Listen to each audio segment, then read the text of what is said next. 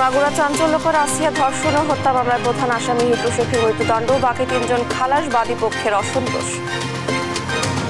আসামি হিটু শেখকে নারী ও শিশু নির্যাতন দমন আইন 2009-2 ধারায় দোষী সাব্যস্ত ক্রমে সর্বোচ্চ শাস্তি মৃত্যুদণ্ড প্রদান করেছে। উদ্যোক্তা তৈরির সুযোগ করে দিতেই ক্ষুদ্র ঋণের জন্ম, বললেন প্রধান উপদেষ্টা। মাইক্রো ক্রেডিট রেগুলেটরি অথরিটির ভবন উদ্বোধন।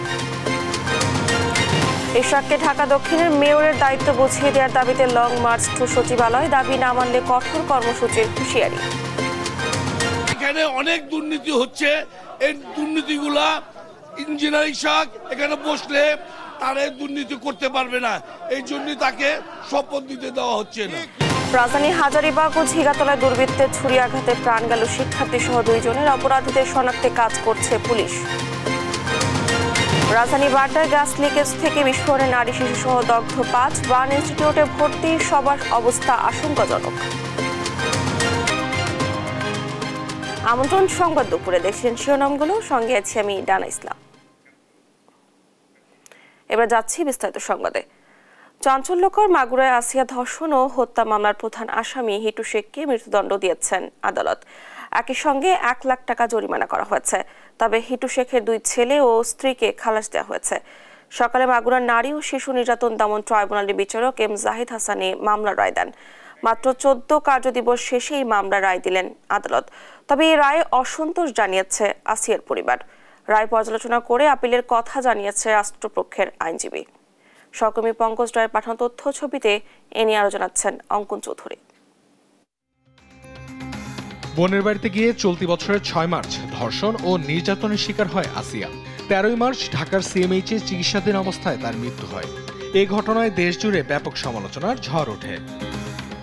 সাক্ষ্য গ্রহণ ও শুনানি শেষে শনিবার এই মামলার রায় ঘোষণা করে মাগুরা জেলা নারী ও নির্যাতন দমন ট্রাইব্যুনালের বিচারক এম জাহিদ হাসান। রায়ে প্রধান আসামি হিটু শেখের ফাঁসির আদেশ দেয়া হয়। তিনি আসিয়ার বোনের শ্বশুর। হিটু শেখের 2 ছেলে ও স্ত্রীকে খালাস দেয়া হয়। আজকে এই বিজ্ঞ বিচারিক আদালত নারী ও শিশু নির্যাতন দমন ট্রাইব্যুনাল কিছুক্ষণ পূর্বে এই ঘোষিত রায়ের মাধ্যমে আসামি হিটু শেখকে নারী ও শিশু নির্যাতন দমন আইন 2009-2 ধারায় দোষী সাব্যস্ত ক্রমে সর্বোচ্চ শাস্তি মৃত্যুদণ্ড প্রদান করেছেন। তবে রায় পর্যালোচনা করে পরে আপিল বিভাগে সিদ্ধান্ত নেওয়া হবে বলে জানান তিনি। রায়ের কপি পাওয়ার পরে পর্যালোচনা করে উপযুক্ত কর্তৃপক্ষের সাথে আলোচনা এবং ইনস্ট্রাকশনসের ভিত্তিতে প্রয়োজনে উচ্চ আদালতে ওই অ্যাকুইটেড অ্যাকিউজদের কনসার্নে অ্যাপিল করা হয়। রায়ে সন্তুষ্ট নন আসিয়ার পরিবার। 3 জনকে খালাস দেয় নারাজ তারা। গত 15 মার্চ আদালতে স্বীকারোক্তিমূলক জবানবন্দি দেন মূল আসামি হিটু শেখ। 13 এপ্রিল 4 আসামির বিরুদ্ধে আদালতে চার্জশিট জমা দেন এ মামলার তদন্তকারী কর্মকর্তা। রাষ্ট্রপক্ষের মতে এটি শুধু মামলা শেষ নয়, বরং নির্যাতনের বিরুদ্ধে জিরো টলারেন্স বার্তা। বিচারে দেরি হলেও ন্যায় বিচার শেষমেশে আসে। এই রায় তারই বাস্তব প্রমাণ বলে মন্তব্য করেছেন রাষ্ট্রপক্ষের আইনজীবীরা। নিউজ ডেস্ক, দেশ টিভি। বাংলাদেশে মাইক্রো ক্রেডিট রেগুলেটরি অথরিটি বিশ্বে ক্ষুদ্র ঋণ কার্যক্রম পরিচালনায় পথ প্রদর্শক হিসেবে কাজ করেছে, যা বিশ্বের বুকে বাংলাদেশের নাম উজ্জ্বল করেছে। এমন মন্তব্য করেছেন প্রধান উপদেষ্টা ডক্টর মোহাম্মদ ইউনূস। রাজধানীর আগারগাঁওয়ে মাইক্রো ক্রেডিট রেগুলেটরি অথরিটি ভবন উদ্বোধন অনুষ্ঠানে কথা বলেন তিনি। স্বল্প আয়ের মানুষকে উদ্যোক্তা হিসেবে গড়ে ওঠার সুযোগ দিতেই ক্ষুদ্র ঋণ ধারণা উৎপত্তি বলেও জানান ডক্টর মোহাম্মদ ইউনূস। বলেন, প্রচলিত ব্যাংকগুলোকে সবাই বেশি গুরুত্ব দিলেও সেখানে অর্থ আত্মসাৎ নজির বেশি, কিন্তু ক্ষুদ্র ঋণদাতা ব্যাংক বা প্রতিষ্ঠানগুলো টাকা নিয়ে পালিয়ে যায়নি। অনুষ্ঠানে অর্থ উপদেষ্টা doctor Salehuddin Ahmed, Bangladesh bank governor doctor Ahsan H Mansur ও মাইক্রো ক্রেডিট রেগুলেটরি অথরিটির নির্বাহী পরিচালক অধ্যাপক হেলাল উদ্দিন অনুরা উপস্থিত ছিলেন। সেন্ট্রাল ব্যাংকের কোন ব্যাংকিং নিয়মের মধ্যে পড়ে না, এক্সিস্টিং ব্যাংকিং নিয়ম। তো আমি বারে বারে বলে আসছি তোমাদের এত কথা চিন্তা করার কারণে বাংলাদেশ অলরেডি এর সমাধান দিয়ে দিয়েছে। Micro credit regulatory authority, just follow them. তাদের নিয়ম কানুন নিয়ে আসো, তোমরা সেভাবে করো। বহু দেশ সেটা অনুসরণ করেছে। তারা যেহেতু দেখছে যে এটা বড় হচ্ছে, এটাকে সামাল দিতে হবে। কাজে এটা মাইক্রো ক্রেডিট রেগুলেটরি অথরিটি শুধু যে বাংলাদেশের জন্য কাজ করেছে তা না, এটা আন্তর্জাতিকভাবে অনেক দেশে সহায়ক হয়েছে, সাহায্য করেছে যে জিনিসটা করে দেওয়ার জন্য। তো সেটার জন্য আমি অভিনন্দন জানাচ্ছি মাইক্রো ক্রেডিট রেগুলেটরি অথরিটিকে, যেটা পৃথিবীতে একটা দৃষ্টান্ত স্থাপন করার জন্য, একটা অধ্যায় সৃষ্টি করার জন্য। জুলাই গণ অভ্যুত্থানের চেতনাকে ধারণ করে অন্তর্বর্তী সরকার ডিজিটাল রূপান্তরের সব ক্ষেত্রে নারী পুরুষের সমান সুযোগ ও অধিকার নিশ্চিত করে প্রতিশ্রুতিবদ্ধ বলে জানিয়েছেন প্রধান উপদেষ্টা। শনিবার বিশ্ব টেলিযোগাযোগ ও তথ্য সংঘ দিবস উপলক্ষে দেয়া বাণীতে একথা বলেন তিনি। প্রধান উপদেষ্টা আরও বলেন, টেলিযোগাযোগ সেবা ও তথ্য প্রযুক্তি ব্যবহার সহ ডিজিটাল রূপান্তরে নারী পুরুষের সমান অংশগ্রহণ একটি বৈষম্যমুক্ত ও আধুনিক সমাজ বিনির্মাণের পূর্ব শর্ত। প্রধান উপদেষ্টা তার বাণীতে তথ্য প্রযুক্তি খাতের সব কর্মকাণ্ডে স্বচ্ছতা ও জবাবদিহিতা নিশ্চিতের কথা জানান। একই সঙ্গে জনগণের সরকারি সেবা প্রাপ্তি সহজতর ও হয়রানি কমাতে ডিজিটাল সেবা কেন্দ্র নাগরিক সেবা তৈরির উদ্যোগ নেওয়ার কথাও জানান তিনি।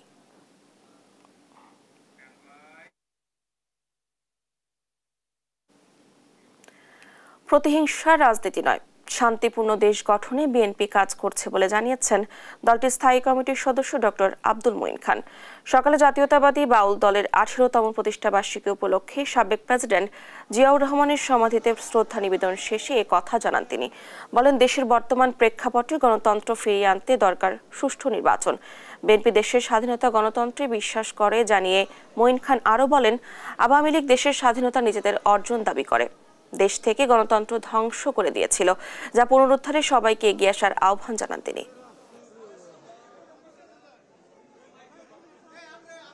একটি রাজনৈতিক দল যারা স্বাধীনতার প্রতিভু বলে নিজেদের দাবি করেছিল, অত্যন্ত লজ্জা এবং কলঙ্কের বিষয় যে তারা বাংলাদেশ থেকে স্বাধীনতার মূল আদর্শকে ধ্বংস করে দিয়েছে।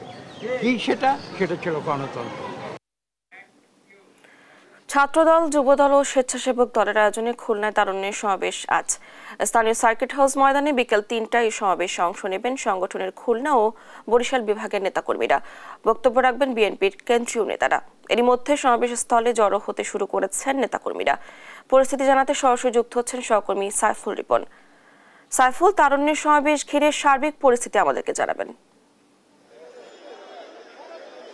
ডানা সমাবেশকে কেন্দ্র করে ইতিমধ্যেই কিন্তু বিভিন্ন স্তরের নেতা কর্মীরা আসতে শুরু করেছে। আপনি যেমনটি জানেন যে আজকের এই সমাবেশটি মূলত খুলনা এবং বরিশালের যেই সাংগঠনিক বিভাগ, সেই সাংগঠনিক বিভাগের সমন্বয়ে আজকের এই সমাবেশ এবং মূলত তরুণদের রাজনৈতিক অধিকার আদায়ের যেই দাবি, সেই অধিকার আদায়ের দাবি থেকে আজকের এই দ্বিতীয় সমাবেশ। এর আগে প্রথম সমাবেশটি অনুষ্ঠিত হয়েছে চট্টগ্রামে এবং আজকের এই সমাবেশটি মূলত শুরু হবে বেলা 3টার দিকে শুরু হওয়ার কথা রয়েছে এবং সেখানে বিএনপির স্থায়ী কমিটির সদস্য সালাউদ্দিন আহমদ কথা বলবেন এবং বরিশাল এবং খুলনা বিভাগের যে বিভিন্ন জেলাগুলো রয়েছে সেই জেলাগুলোর নেতাকর্মীরা অংশগ্রহণ করবেন। ইতিমধ্যে আমাদের সাথে আছেন স্বেচ্ছাসেবক দলের সাধারণ সম্পাদক রাজীব আহসান।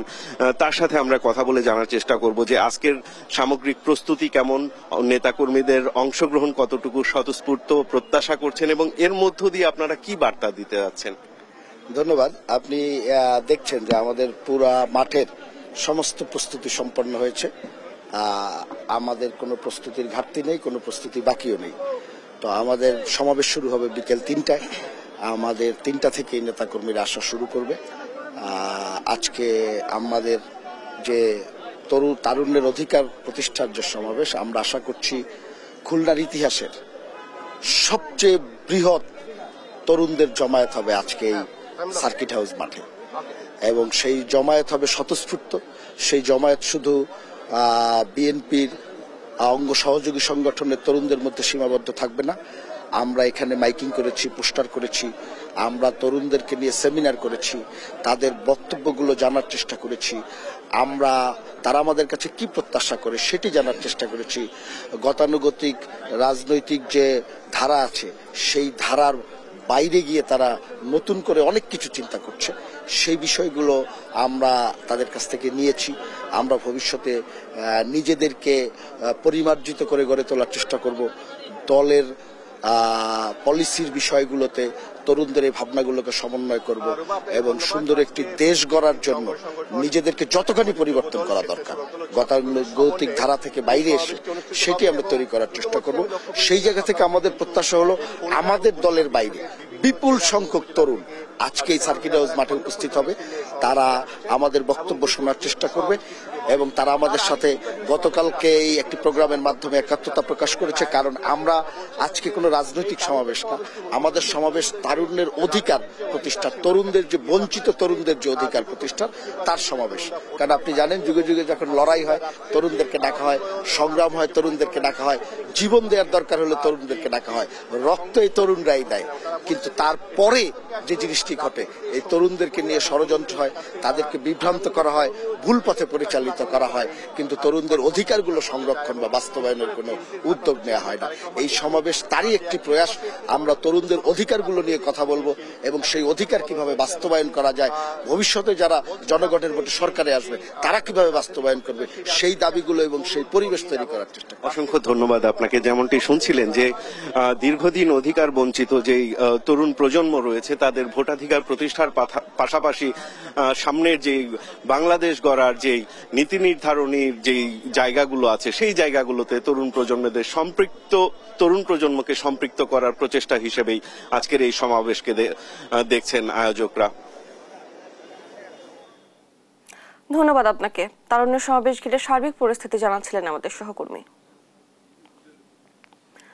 বিএনপি নেতা ইশরাক হোসেনকে মেয়র হিসেবে গাজেট প্রকাশ করার পরও শপথ না করানোর প্রতিবাদে নগর ভবনের সামনে তৃতীয় দিনের মতো বিক্ষোভ কর্মসূচির পর পূর্ব ঘোষণা অনুযায়ী লং মার্চ টু সচিবালয় কর্মসূচি পালন করছেন সমর্থকরা। শনিবার ঢাকা দক্ষিণ সিটির নগর ভবনের সামনে জড়ো হয়ে সচিবালয় অভিমুখে রওনা করে তারা।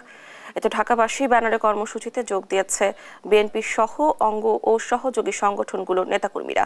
এর আগে গেল বৃহস্পতিবার গণ অবস্থান কর্মসূচি পালন করে শনিবার সচিবালয় অভিমুখে লং মার্চের কর্মসূচি ঘোষণা করেন তারা। নেতাকর্মীরা অভিযোগ করেন ইশরাক হোসেনের জনপ্রিয়তার ভয়েই তাকে শপথ পড়ানো হচ্ছে না। দাবি না মানা হলে তারা রাজপথ ছাড়বেন না। ইঞ্জিনিয়ার ইশরাকের বাংলাদেশের রাজনীতিতে আপনারা সবাই অবগত আছেন, তার জনপ্রিয়তা শীর্ষে। সে নির্বাচনেও বিপুল ভোটে এত ষড়যন্ত্রের মাধ্যমে সে বিজয় হয়েছেন। তাকে এই ভয়ে সেই সতার সাথে এই নগর ভবনকে পরিচালনা করবেন। এইখানে অনেক দুর্নীতি হচ্ছে, এই দুর্নীতিগুলা ইঞ্জিনিয়ার ইশরাক এখানে বসলে তারা দুর্নীতি করতে পারবে না, এই জন্য তাকে শপথ দিতে দেওয়া হচ্ছে না। যদি দাবি আমাদের না মানা হয় আমরা রাজপথ ছাড়ব না। রাজধানীতে আধা ঘন্টার ব্যবধানে দুর্বৃত্তদের ছুরিয়াঘাতে নুর ইসলাম ও সামিউর রহমান আলভি নামে দুজন খুন হয়েছে। শুক্রবার দিবাগত রাতে ঝিকাতলা বাস স্ট্যান্ড ও হাজারীবাগের দুর্গা মন্দির এলাকায় এই হত্যাকাণ্ড ঘটে। তাদের মধ্যে নুর ইসলাম ফটোগ্রাফার আর সামিউর রহমান আলভি শিক্ষার্থী। নিহত নুর ইসলামের স্বজনরা জানান কাজ দেওয়ার কথা বলে হাজারীবাগের দুর্গা মন্দির এলাকায় তাকে ডেকে নেয় দুর্বৃত্তরা। পরে তার কাছে থাকা ক্যামেরা ও মোবাইল ছিনিয়ে নিয়ে এলোপাতাড়ি ছুরিয়াঘাত করে। পরে স্থানীয়রা তাকে উদ্ধার করে ঢাকা মেডিকেল আনলে মৃত ঘোষণা করেন চিকিৎসক। অন্যদিকে একই সময় ঝিকাতলা দুর্বৃত্তের ছুরিয়াঘাতে আলভি নামে এক শিক্ষার্থী নিহত হয়। এ ঘটনায় আহত হয় আশরাফুল নামে আরও এক যুবক। আহত নিহত দুজনই ডক্টর মালেকা কলেজ ও বিশ্ববিদ্যালয়ের শিক্ষার্থী। সিসিটিভি ফুটেজ দেখে অপরাধীদের শনাক্তের চেষ্টার কথাও জানান পুলিশ কমিশনার।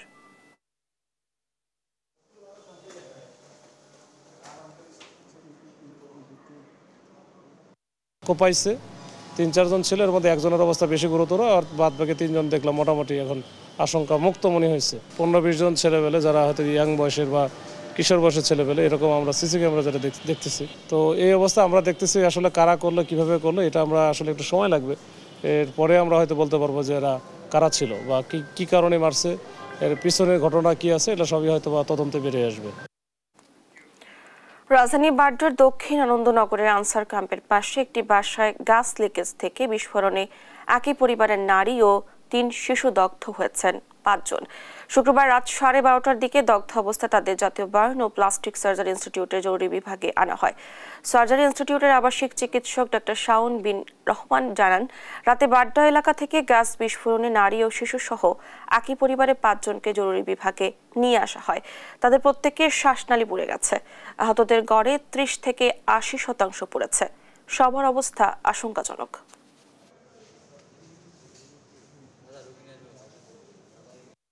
সবারই আসলে মেজর বার্ন। যিনি আছেন তোফাজ্জল ৪৫ বছর বয়স, ওনার হচ্ছে ৮০% পুড়েছেন। মানসুরা ৩৫ বছর বয়স, ওনার হচ্ছে আপনার 67% পুড়েছে। এবং ওই ফ্যামিলিরই 3টি বাচ্চা আছে, মেয়ে বাচ্চা। ওনাদেরও হচ্ছে একজনের ৬৬%, একজনের ৬০% এবং একজনের ৩০% পুড়েছে এবং সবার শ্বাসনালী পুড়েছে। সবাই আশঙ্কাজনক অবস্থায় আছে। ঠিকাদারের অর্ধ কোটি টাকা আত্মসাতের অভিযোগ উঠেছে জামালপুরের দেওয়ানগঞ্জের প্রভাবশালী পলিনের বিরুদ্ধে। তিনি উপজেলা বিএনপির সাংগঠনিক সম্পাদক, আর তার কাজের সহযোগী স্কুল শিক্ষক রশিদ। নিয়মনীতি তোয়াক্কা না করে সরকারি চাকরি করা অবস্থায় ঠিকাদারিও করেন ওই শিক্ষক। টাকা আত্মসাতের অভিনব প্রতারণার আশ্রয়ের অভিযোগ তাদের বিরুদ্ধে। সহকর্মীদের তথ্য ছবিতে শামীম হোসেনের রিপোর্ট। ২০২০ সালে কুড়িগ্রামে এই ব্রিজ নির্মাণের কাজ পায় মেসার্স মঞ্জুরুল হক নয়া। তিনি দেওয়ানগঞ্জের চুকাইবাড়ি ইউনিয়ন আওয়ামী লীগের সভাপতি। সহযোগী হিসেবে সঙ্গে নেন দেওয়ানগঞ্জ উপজেলা বিএনপির সাংগঠনিক সম্পাদক বন্ধু মাসুদ হাবিব পলিনকে। পরে ব্যাংক অ্যাকাউন্টেও নমিনি করা হয় তাকে। সব ভালোভাবে চললেও গেল বছরের পট পরিবর্তনের পর বদলে যায় পলিনের আচরণ। ফলে নমিনি প্রত্যাহার কথা জানান নয়া। কুড়িগ্রাম থেকে অ্যাকশনের সাথে যোগ সাজেশন করে চেক নিয়ে আসছে, 2 নম্বরে করে চেক ভাঙায় ফেলেছে। অ্যাকশন বরাবর কিছুদিন আগে আমি উকিল নোটিশ করলাম যে আমার চেক কিভাবে পলিন নিয়ে আসে। অ্যাকশন এটার এই উকিল নোটিশে আমার জবাব আজ পর্যন্ত না দিয়ে এ পর্যন্ত আছে আর কি। দিন আগে আমার বাড়ি ঘর দিয়ারের কাজ করতেছি, কাজ করার সময় এই পলিন বিভিন্নভাবে ফোন দিয়ে হুমকি ধামকি করে এবং চাঁদা চায়। এর পরপরই বদলে যায় তাদের সম্পর্ক। এক পর্যায়ে নয়া জানতে পারেন তার প্রকল্প থেকে তুলে নেওয়া হয়েছে অর্ধ কোটি টাকা। দেশ টিভির অনুসন্ধানে দেখা যায় দেওয়ানগঞ্জ কৃষি ব্যাংক থেকে তোলা হয়েছে সেই অর্থ। তবে এ বিষয়ে কথা বলতে রাজি হয়নি ব্যাংক কর্তৃপক্ষ। এই টাকা তোলাকে ঘিরে মেসার্স মঞ্জুরুল হক নয়া লাইসেন্সের আদলে তৈরি আরেক লাইসেন্স আসে নয়ার হাতে। এখানে দৃশ্যপটে আব্দুর রশিদ নামে এক শিক্ষক। নয়ার অভিযোগ, রশিদের সেই লাইসেন্স দেখিয়েই তোলা হয়েছে টাকা। সরকারি চাকরিরত অবস্থায় ঠিকাদারি লাইসেন্স নেয়ার নিয়ম না থাকলেও শিক্ষক আব্দুর রশিদকে কল করলে তিনি জানান অনেক আগেই চাকরি থেকে অবসর নিয়েছেন তিনি।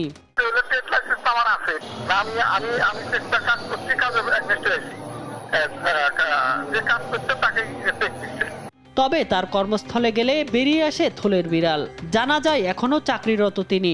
জনাব মোহাম্মদ রশিদ স্যার আমাদের ওই অত্র প্রাথমিক বিদ্যালয়ে চাকরি করেন, তিনি কোনো রিজাইন পত্র দেননি। এবার পলিনের মুখোমুখি আমরা। তার অভিযোগ, জালিয়াতি তিনি নন, করেছেন ঠিকাদার নয়া। টেন্ডারে অংশগ্রহণ করার মতো লাইসেন্স আমাদের কাছে না থাকার কারণে নয়া মেম্বারের কাছে গিয়ে লাইসেন্সটা আমরা নেওয়ার পরে কাজটা আমরা পাই, কাজটা শুরু করি। কাজটার সমস্ত টাকা পয়সা ইনভেস্ট আমাকে মোট 9টা চেক দেয়। 9টা চেকই আমি মঞ্জুরুল হক নয়া সাহেবকে দিয়ে দিয়েছি।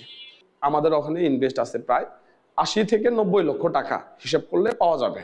এই টাকা সে গত 4 বছর যাবত বা 3 বছর যাবত আমরা বিভিন্নভাবে চাই, সে আমাদেরকে টাকা দেয় না। সে যে আমাকে চাঁদাবাজির অভিযোগ দিছে, এটার জন্য আমি তার বিরুদ্ধে ব্যবস্থা নিব। তবে দুই পক্ষকে ডেকে সমাধানের আশ্বাস কুড়িগ্রাম এলজিডি নির্বাহী প্রকৌশলীর। চেক নেওয়ার পরে এখন কন্ট্রাক্টর এবং সাব কন্ট্রাক্টরের ভিতরে কি হয়েছে ওটা আমাদের নলেজে নাই। এখন এটা নিয়ে দুই পক্ষের ভিতরে একটা সমস্যা হয়েছে, ওটা আমি বসে সমাধান করার জন্য বলছি। নিউজ ডেস্ক, দেশ টিভি। প্রাথমিক শিক্ষা অধিদপ্তরের মহাপরিচালকের নামে দান করা জমিতে স্থাপিত স্কুল ভবন সরিয়ে নির্মাণ করা হচ্ছে মাছের আড়ত। বগুড়ার শেরপুরে এই ঘটনার চারদিকে নিন্দার ঝড় উঠলেও মাছ ব্যবসায়ীদের একাংশ দেখাচ্ছেন নানা যুক্তি। আড়ত নির্মাণের উদ্যোগে ব্যবসায়ীদের সঙ্গে মুখযুক্ত খোদ প্রধান শিক্ষকও। সঞ্জু রায় রিপোর্ট।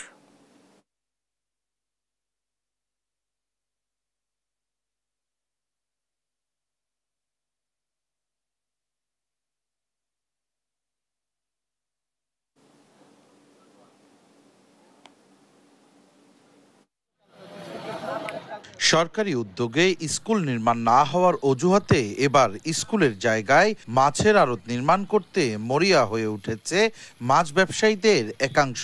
প্রশাসনের নিষেধাজ্ঞাকে বৃদ্ধাঙ্গুলি দেখিয়ে স্কুলের ভবন অন্যত্র সরিয়ে নিয়েছেন তারা। বর্তমানে বন্ধ রয়েছে প্রায় 1.5 শতাধিক শিক্ষার্থীর লেখাপড়াও। স্থানান্তরিত হওয়া নতুন স্থানে এখন চড়ে বেড়াচ্ছে গরু ছাগল সহ গৃহপালিত প্রাণী। নেই শুধু শিক্ষার্থীদের উপস্থিতি। কেন এমন সিদ্ধান্ত জানতে চাইলে সাংবাদিকদের ওপরেই দলগতভাবে চড়াও হন নেপথ্যের কারিগরেরা। নিজেদের মতো দেখালেন নানা যুক্তি। এই জিনিসটা মহাপরিচালকের নামে টাকা কিন্তু সমাজে আমার 750 সমাজের সদস্য, কিন্তু এই টাকাটা দিয়ে নেওয়ার পরে পরিচালকের নামে ভুল করে দিছে। সরকার বেতন না দেয়ায় মাছ ব্যবসায়ীদের একাংশের এই উদ্যোগে সামিল হয়েছেন খোদ প্রধান শিক্ষকও। নতুন স্থানে দ্রুত পাঠদান শুরু করবেন বলেও জানান তিনি। নিচু জায়গা ছিল, পানি বেঁধে থাকে, হ্যাঁ এই জন্য জায়গাটা অল্প একটু, আর জায়গাটা এখানে বেশি, এই জন্য বললো গ্রামের সমাজের লোকেরা বললো যে জায়গাটা ওখানে বেশি, তাহলে স্কুলটা স্থানান্তর করে দিয়ে ওখানে। স্কুলের জায়গা নিয়ে এমন কাণ্ডে হতবাক জমিদাতাও। দ্রুত প্রয়োজনীয় ব্যবস্থা নেওয়ার দাবি এলাকাবাসী। তারা তো স্কুলের জন্য জমিটা আমার কাছ থেকে নিচ্ছে, তাই না? তো সেইখানে কেন তারা এসব করবে? স্কুল তারা প্রতিষ্ঠিত করুক, আমি এটাই চাই। ওখানে স্কুলের জায়গা, স্কুল হবে, অত্র এলাকার লোকজন স্কুলে লেখাপড়া করে। আমাদের আশেপাশে কোনো স্কুল নাই, আমরা স্কুলই চাই। প্রশাসনের নাকের ডগায় এমন একটি ঘটনা ঘটলেও স্কুল নির্মাণ নিয়ে সংশ্লিষ্ট উপজেলা নির্বাহী কর্মকর্তা দাপ্তরিক নানা জটিলতা দেখালেও স্কুলের জায়গায় মাছের আড়ত নির্মাণ বন্ধে জেলা প্রশাসক দিলেন কঠোর হুঁশিয়ারি। সরকার থেকে এখনো এখানে স্কুল করে দেওয়ার ব্যাপারে কোনো সিদ্ধান্ত গত 15 বা 17 বছরে গ্রহণ করা হয়নি। ভবিষ্যতে গ্রহণ করা হবে কিনা সেটা সংশ্লিষ্ট শিক্ষা ডিপার্টমেন্টের তারাই ভালো বলতে পারবে। স্কুলের জায়গা যেই দেখ না কেন, যেখানে বাচ্চারা পড়ে স্কুলে যায়, সেই জায়গাটা এক্সিস্টিং থাকবে। মাছের ব্যবসা যারা করবে তারা সরে যাবে, তারা বিকল্প জায়গা দেবে। বগুড়ার শেরপুরের রণবীরবালা এলাকার দরিদ্র পরিবারের সন্তানদের সুশিক্ষা নিশ্চিতে 2004 সালে গ্রামবাসীদের উদ্যোগে স্থাপন করা হয়েছিল একটি বেসরকারি প্রাথমিক বিদ্যালয়। বছর 2 বাদে সড়কের দুই পাশে 15 ও 21 শতক পরিমাণ দুটি পৃথক জমি স্কুল নির্মাণের জন্য দলিল করা হয়েছিল প্রাথমিক শিক্ষা অধিদপ্তরের মহাপরিচালকের নামে। সঞ্জু রায়, দেশ টিভি, বগুড়া। কুষ্টিয়ায় পেঁয়াজ ও রসুন সংরক্ষণে কৃষি বিপণন অধিদপ্তরের মডেল ঘর সাড়া ফেলেছে কৃষকদের মাঝে। যে ঘরে কৃষকরা 9 মাস পর্যন্ত সংরক্ষণ করতে পারবেন পেঁয়াজ রসুন, বিক্রি করতে পারবেন সুবিধামতো সময়ে ন্যায্য মূল্যে। ফলে কমবে কৃষকদের লোকসান, দূর হবে ব্যবসায়ীদের দৌরাত্ম্য, কমবে আমদানি নির্ভরতাও, সুফল পাবে কৃষক থেকে ভোক্তারাও। ইরফান রানার ক্যামেরায় কুষ্টিয়া থেকে নাহিদ হাসান তিতাসের রিপোর্ট। দেশে পেঁয়াজের বাৎসরিক চাহিদা 27 লক্ষ মেট্রিক টন, আর উৎপাদন হয় প্রায় 35 লক্ষ মেট্রিক টন। এরপরেও সংরক্ষণের অভাবে প্রতি বছর 10 লক্ষ মেট্রিক টন পেঁয়াজ আমদানি করতে হয় চাহিদা পূরণে। তবে সম্প্রতি কৃষি বিপণন অধিদপ্তরের কৃষক পর্যায়ে পেঁয়াজ ও রসুন সংরক্ষণ পদ্ধতি আধুনিকায়ন ও বিপণন কার্যক্রম উন্নয়ন প্রকল্পের আওতায় মডেল ঘর সাড়া ফেলেছে কুষ্টিয়ার কৃষকদের মাঝে। যে ঘরে কৃষকরা 9 মাস পর্যন্ত সংরক্ষণ করতে পারবেন পেঁয়াজ ও রসুন, বিক্রিও করতে পারবেন সুবিধামতো সময়ে ন্যায্য মূল্যে। বিনামূল্যে পেঁয়াজ ও রসুন সংরক্ষণে এমন মডেল ঘর পেয়ে খুশি কৃষকেরা। এই ঘরটা পাওয়াতে আমরা হলো প্রতি বছর আমাদের পেঁয়াজ নষ্ট হতে পচে যেত। আমি অনেক পেঁয়াজ লাগাতাম, মানে দেখা যাচ্ছে যে বছরে 10,000 টাকার পেঁয়াজ ছিল, 8 বিঘে পেঁয়াজ লাগাতে সবই পচে গেছিল। যখন বাজারে প্রথম ছিল 700 টাকা, এখন আমরা এই সংরক্ষণ করার কারণে এখন আমরা 2000, 2100 বা 1800 টাকা বেচতে পারতে, এতে আমরা অনেক উপকৃত হয়েছি। বাড়িরাঙ্গিনায় মাত্র 1% জমিতে টিন বাঁশ লোহা দিয়ে তৈরি করা হচ্ছে এসব মডেল ঘর, যাতে রয়েছে 6টি তাপ নিয়ন্ত্রণ ফ্যান ও 3 স্তরের মাচা, যেখানে সংরক্ষণ করা যায় 350 থেকে 400 মন পেঁয়াজ। কৃষকরা বলছেন প্রতিটি জেলা উপজেলায় এ উদ্যোগ ছড়িয়ে দিতে পারলে উপকৃত হবেন প্রান্তিক কৃষকেরা।